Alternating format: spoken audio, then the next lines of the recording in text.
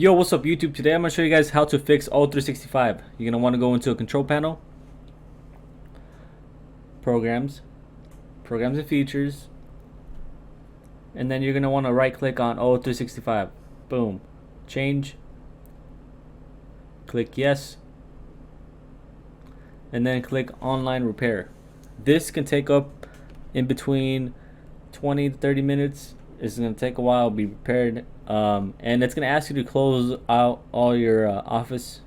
So if you're working on something, make sure you save it before you start this. You need to click repair. And like I said, it's going to take in between 20 to 30 minutes. Might be sooner depending on your internet speed. I'm going to fast forward.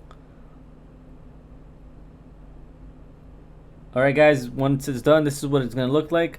Guys, for me, this repair does wonders. This thing has repaired my office so many times, and it works really well. Hope this helps you out. Like and subscribe, and I'll catch you in the next one. Later.